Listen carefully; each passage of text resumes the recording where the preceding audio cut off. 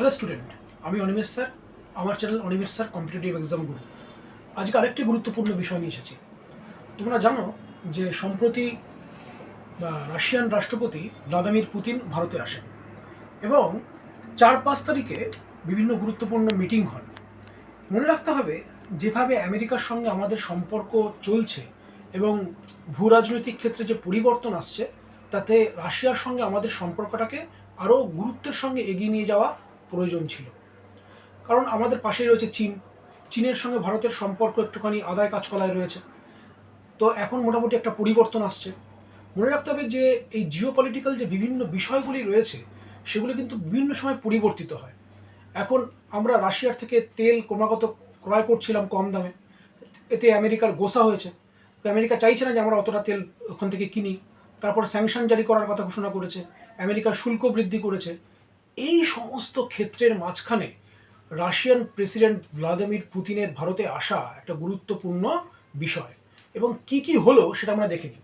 যেরকম 23rd India Russia annual summit 2025, এটাই ছিল মুখ্য বিষয়। যে এখানে ভ্লাদিমির পুতিন আসার পর যে আমরা আরও সম্পর্কের একটা নতুন ধাপে একটা এনহ্যান্সমেন্ট আমরা দেখতে পাবো। সেটা কি হলো? ইম্পর্টেন্ট যে ডিলগুলো হলো সেটা প্রথমে আমরা চোখ বোলাই। প্রথম হচ্ছে রিলস। রিলসটা কি? রিলস হচ্ছে the reciprocal exchange of logistic supports. It is a bilateral military logistic pact between India and Russia. ঘটনাটা কি? এই যে রিলসের মাধ্যমে আমরা দেখতে পাবো যে দু দেশের মধ্যে একটা মিলিটারি কোঅপারেশন তৈরি হবে, যে একে অপরের জয়েন্ট মিশন। এবং আমরা ধরো তাদের ওখানে যাচ্ছি, তারা আমাদের এখানে আসছে, এবং বিভিন্ন জায়গায় সৈন্যদের মধ্যে বিভিন্ন একসঙ্গে অ্যাক্টিভিটি করছে, এবং বিভিন্ন রিপেয়ার রিফুয়েলিং যা যা দরকার, মানে সেনাবাহিনীর ক্ষেত্রে বিভিন্ন ক্ষেত্রগুলি কিন্তু আমরা এখানে পাবো। এটা কিন্তু আমাদের কাছে গুরুত্বপূর্ণ। সেকেন্ড হচ্ছে, আমরা দেখছি যে ইন্দো রাশিয়ান ইকোনমিক কোঅপারেশন। এই ইন্দো রাশিয়ান ইকোনমিক কোঅপারেশন মানে বাণিজ্যিক ক্ষেত্রে, অর্থনৈতিক ক্ষেত্রে, এবং একটা নতুন দিক আমাদের নিয়ে যাওয়ার প্রয়োজন রয়েছে। এবং সেটা কিন্তু মোটামুটি আমরা ঠিকও করেছি যে এই দশকে 2030 সালের ভেতরে সেটা 100 বিলিয়ন ইউএস ডলারে নিয়ে যাওয়া হবে। একটা গুরুত্বপূর্ণ সিদ্ধান্ত, যে বাণিজ্যিক ক্ষেত্র আরও বেশি উন্নত হবে। তৃতীয় যে বিষয়টি রয়েছে সেটা হচ্ছে, ভারত যতটা আমাদের ক্রুড অয়েল মানে কাঁচা তেল প্রয়োজন, তার 37% এখন কিনছে রাশিয়া থেকে। এবং পুতিন সাহেব পরিষ্কার বলিয়ে দিয়েছেন যে আমরা কিন্তু এই তেল দেওয়ার ক্ষেত্রে, হ্যাঁ, এলএনজি দেওয়ার ক্ষেত্রে, গ্যাস দেওয়ার ক্ষেত্রে কিন্তু একটা স্বাভাবিক সম্পর্ক থাকবে, আমরা নিজেদের মতো করে করব। অনেক বিশেষজ্ঞ বলছেন যে এতে হয়তো আমেরিকা আবার কোন চোখে দেখবে ব্যাপারটা। আমাদের এই জায়গাটাও বোঝার ব্যাপার আছে, কারণ আমেরিকার সঙ্গে আমাদের কিন্তু যে শুল্ক বাড়িয়ে দেওয়ার ফলে বিভিন্ন চুক্তি হচ্ছে, এবং সেটাকে আস্তে আস্তে চেঞ্জ করারও একটা পরিমাণে চেষ্টা চলছে। এখন তাতে যদি শুল্ক কমানোর হয়, তো আমেরিকাকে কিছুটা তুষ্ট রাখতে হবে। কারণ পলিটিক্সে কিন্তু বিভিন্ন দিক আমাদের ভেবেচিন্তে পদক্ষেপ ফেলতে হয়। এবার হঠাৎ করে এই কথাটা সেদিন বিবৃতিতে দিয়ে দেওয়া ভারতের পক্ষে একটুখানি অন্যরকম বলেই ভাবছেন বিশেষজ্ঞরা। কিন্তু ভারতের প্রধানমন্ত্রী সেখানে নিশ্চুপ থেকে এবং সেটাকে বুঝিয়ে দিয়েছেন যে আমরা কিন্তু একটা দৃঢ় পদক্ষেপের দিকে এগাচ্ছি। এবং রাশিয়ান প্রেসিডেন্ট এটা বলাতে অনেক একটু ঘাবড়ে গিয়েছিল, কিন্তু আসলে কিন্তু ভারত কিন্তু নিজের প্রয়োজনের তাগিদে যতটা প্রয়োজন ততটা তেল কিন্তু সেখান থেকে কিনছে। এবং তারা বলেও দিচ্ছে যে কম দামে তেল বিক্রি করছি আমরা ভারতকে, এবং আমরা এটা চালিয়ে যাব। ফোর্থ, আমরা দেখছি যে চেন্নাই থেকে, এটা কিন্তু একটা গুরুত্বপূর্ণ বিষয়, যে চেন্নাই থেকে আমাদের একটা মেরিটাইম করিডোর তৈরি হবে। এবং এই করিডোরটা হচ্ছে কোথা থেকে? চেন্নাই থেকে ভ্লাডিভস্টক। চেন্নাই থেকে ভ্লাডিভস্টক মেরিটাইম করিডোর। এখানে কি মানে নৌবহর যাবে আসবে, একটা বিভিন্ন একটা রুট, সেখানে আমাদের বাণিজ্যিক ক্ষেত্র তৈরি হতে পারে। তো সেটা কিন্তু একটা গুরুত্বপূর্ণ সিদ্ধান্ত। পরের বিষয়টা কি? যে এই যে বায়োলেটারাল ট্রেড যেটা চলছে, এটা এই সিদ্ধান্তটা কিন্তু আরও গুরুত্বপূর্ণ, যে আমরা চাইছি যে এই ডলার ডিপেন্ডেন্সিটাকে কমাতে। কারণ আমরা দেখেছি যে কিছুদিন আগেই 90 টাকা ছুঁয়ে গেছে ডলার। মানে ভারতের মানে এক টাকার 1 ডলার কিনতে আমাদের 90 টাকা খরচ হচ্ছে। তো এই ক্ষেত্রে আমাদের যদি ডলারের ওপরে নির্ভরশীলতা কমাতে হয়, তাহলে আমাদের অন্য একটা চ্যানেল বের করতে হবে বাণিজ্যিক ক্ষেত্রে। এবং রাশিয়ার সঙ্গে বাণিজ্যিক ক্ষেত্রে কিন্তু এই কারেন্সি বেস ট্রেড যেটা, সেটাকে একটু চেঞ্জ করার ভাবনা চিন্তা চলছে। এবং তার জন্য কি, যে এই তাদের দেশের যে মুদ্রা তার নাম হচ্ছে রুবেল, এটা কিন্তু আমাদের কোশ্চেন হিসেবে আসতে পারে, আর আমাদের দেশে রুপি। তো রুপি রুবেলের একটা সম্পর্ক গড়ে তোলা এবং এই যে central bank digital currency system, এটাকেও কিন্তু একটা সুন্দর ব্যবস্থায় গড়ে তোলার চেষ্টা হবে, যাতে কিন্তু বাণিজ্যিক ক্ষেত্রে আমাদের ডলার ডিপেন্ডেন্সিটা কমে এবং তাতে যদি বাণিজ্য হয় তাহলে আমাদের ডলারের উপর ডিপেন্ড করতে হবে না। তো এই বিষয়টা কিন্তু দুপক্ষের ক্ষেত্রে গুরুত্বপূর্ণ সিদ্ধান্ত হিসেবে দেখা যেতে পারে। এবং এই কারেন্সি বেস ট্রেড মানে ডলারের ওপর সরিয়ে দিয়ে অন্যভাবে সেটা কীভাবে করা যায়, সেটা কিন্তু ভারতের ক্ষেত্রে একটা গুরুত্বপূর্ণ পদক্ষেপ হবে। কারণ ভারত তাহলে কিন্তু নিজস্ব কারেন্সিতে বা যে লেনদেনটা যদি এমন হয় যে একদম অনলাইনে পেমেন্ট করা যাবে, তাহলে কিন্তু অনেক বেশি আমরা কাজ করতে পারবো, আমাদের ডলারের উপরে চাপ বাড়বে না। কারণ আমাদের অন্য জায়গা থেকে ইম্পোর্ট করতে হয়, ডলার ইম্পোর্ট করতে হয়, ফলে ডলারের দাম যদি বেড়ে যায় তাহলে আমাদের খুব ক্ষতি হয়। তো সেটা আমাদের কিন্তু অনেকটাই কমবে, সেটা রাশিয়াও কিন্তু চাইছে। এরপরে যে কি বলছে যে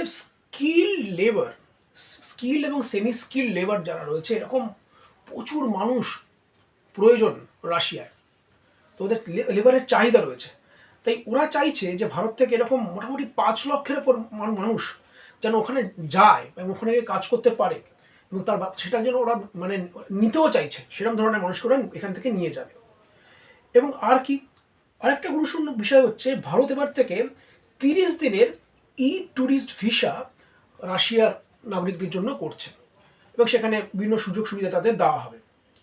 তাহলে আমরা গুরুত্বপূর্ণ ক্ষেত্রগুলো দেখলাম এবং আমরা জানি যে রাশিয়ার সঙ্গে কিন্তু আমাদের একটা মানে আর্মস অ্যামিউনিশন যেগুলো আছে, প্রতিরক্ষা ক্ষেত্রে যে সমস্ত আমরা আর্মস ব্যবহার করি, সেগুলো কিন্তু বহুদিন থেকেই আমাদের কিন্তু একটা চুক্তি হয়ে রয়েছে, আমরা সেখান থেকে আমরা কিনেও থাকি। এটা খুব গুরুত্বপূর্ণ। আমি সেই জন্য একটা চার্ট এখানে বানালাম যে রাশিয়ার সঙ্গে যে আর্মস যে ইম্পোর্ট, রাশিয়া থেকে যে আমরা যে আর্মস ইম্পোর্ট আমরা করেছি এবং যে আর্মস যে ডিল হচ্ছে, সেটা কিন্তু আমাদের ক্ষেত্রে অনেক বেশি প্রভাব ফেলেছে, আজকে থেকে নয়, 1950-এর দশক থেকে। সেখান যখন আমরা দেখব যে AN-12 transport aircraft, MI-4 helicopter, এবং এটা 50-এর দশকে হয়েছিল। পরবর্তীকালে যখন ভারত চীন যুদ্ধ হয় 60-এর দশকে, তখন কিন্তু আরও বেশি সমস্যা তৈরি হয়। তখন ভারত কিন্তু MiG-21-এর মতো বিমান কিন্তু সেখান থেকে বাই করে। এবং মনে রাখতে হবে যে MiG-21 ফাইটার কিন্তু ভারতের ক্ষেত্রে গুরুত্বপূর্ণ ভূমিকা পালন করেছিল, এবং এবং ট্রান্সপোর্ট এয়ারক্রাফট। এবং 1970-এর দশকে যদি দেখি T-55, T-72 ট্যাঙ্কস, হ্যাঁ, ইন্দো পাকিস্তান যুদ্ধের ক্ষেত্রে স্ট্র্যাটেজিক কোঅপারেশনে কিন্তু গুরুত্বপূর্ণ ভূমিকা ছিল। এবং 1980-র দশকে আরও মডার্নাইজেশনের ফলে আমরা MiG-23, 27, সুখোই বিমান, আমাদের কিন্তু সুখোই 30 MK সিরিজের ফাইটার, সেগুলো কিন্তু আমাদের কাছে খুব ইম্পর্টেন্ট, যেগুলো কিন্তু আমরা যুদ্ধক্ষেত্রে ব্যবহার করেছি বিভিন্ন সময়। এবং এরপরে INS বিক্রমাদিত্য, মানে এয়ারক্রাফট ক্যারিয়ার যেটা, সেগুলো কিন্তু আমরা নিয়েছি, T-90 ট্যাঙ্কস, হ্যাঁ, এরকম বহু জিনিস আমরা কিন্তু লক্ষ্য করেছি। এবং S-400 যেটা আমরা অপারেশন সিন্দুরের সময় পাকিস্তানের বিরুদ্ধে ব্যবহার করেছিলাম, সেটাও কিন্তু ওখান থেকে এসেছিল। এবং এছাড়াও S-500 নিয়েও আমাদের সঙ্গে কথাবার্তা চলছে। তো এই বিষয়গুলো কিন্তু আমাদের কাছে গুরুত্বপূর্ণ। এবং পারমাণবিক ক্ষেত্রে কিছু চুক্তি হচ্ছে, হ্যাঁ, যেগুলো আমাদের দেশকে দুদেশের মধ্যে সম্পর্ককে আরও বাড়িয়ে তুলবে। তো এই চুক্তিগুলো কিন্তু সম্প্রতি হয়েছে, যেগুলো থেকে আমরা দেখতে পাচ্ছি যে ভারত রাশিয়ার সম্পর্ক কিন্তু একটা নতুন খাতে বইবে। ভ্লাদিমির পুতিনকে মানে রাশিয়াকে মানে স্বাগত জানিয়েছেন আমাদের প্রধানমন্ত্রী নরেন্দ্র মোদী, এবং তিনি যেভাবে মানে তাকে অভ্যর্থনা দিয়েছেন, সমস্ত প্রোটোকল ভেঙে তার সঙ্গে প্রথমেই মানে হেলিকপ্টার প্লেন থেকে নামার পর তাকে নিয়ে আসা এবং অভ্যর্থনা জানানো, বাড়িতে নিয়ে আসা, সংবর্ধনা জানানো, এবং একটা রাজকীয় ব্যাপার কিন্তু হয়েছে, যেটা কিন্তু ভারত রাশিয়ার সম্পর্ককে একটা নতুন দিশা দেখাবে। এবং এখানে দেখতে হবে যে এবার কিছুদিনের মধ্যে এবার আমেরিকার সঙ্গে একটা সম্পর্ক তৈরি হওয়ার, চুক্তি হওয়ার সম্ভাবনা চলছে বাণিজ্যিক ক্ষেত্রে। তো সেটা তাতে কোনো প্রভাব ফেলবে না তো?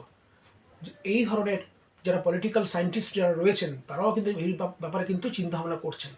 রাজনৈতিক বিশেষজ্ঞ, হ্যাঁ, বিভিন্ন পলিটিক্যাল সায়েন্টিস্টরা মনে করছেন যে ভারত রাশিয়ার সম্পর্কের সাথে সাথে ভারত আমেরিকার সম্পর্ককে কিন্তু এগিয়ে নিয়ে যেতে হবে। কারণ সেখানে ভিসা সংক্রান্ত সমস্যা রয়েছে, তারপরে তারা আমদানি শুল্ক বাড়িয়ে দিয়েছে। তো সেক্ষেত্রে আমাদের কিভাবে আরও পজিটিভ একটা পদক্ষেপ নেওয়া যায় সেদিকেও কিন্তু নজর রয়েছে। তাই ভারত আমেরিকা সম্পর্ক, ভারত রাশিয়া সম্পর্ক, দুদিকে আমাদের নজর রাখার প্রয়োজন রয়েছে। যারা ছাত্রছাত্রী রয়েছে তারা এটাকে আলাদা করে এক নোট করে নাও, এটা কিন্তু আমাদের কাছে গুরুত্বপূর্ণ, খাতে আলাদা করে রাখবে। কারণ যে সমস্ত রাষ্ট্রনেতারা আমাদের দেশে আসছেন, তারা কী কী অ্যাক্টিভিটি করছেন এবং কী কী ভাবে সম্পর্ক গড়ে উঠেছে, সেগুলো কিন্তু ভালো করে লক্ষ্য রাখতে হবে। তাই সংক্ষেপে ব্যাপারটা দেখে নাও। এই 23rd ইন্ডিয়া রাশি অ্যানুয়াল সামিট এটা হয়ে গেল, এবং সেখানে কি কি গুরুত্বপূর্ণ পয়েন্টস রয়েছে এটা কিন্তু পরীক্ষায় আগামী দিনে আসবেই, যে কোনো পরীক্ষার ক্ষেত্রে কিন্তু আসবেই। ধন্যবাদ, ভালো থেকো, চ্যানেলকে লাইক এবং সাবস্ক্রাইব করো।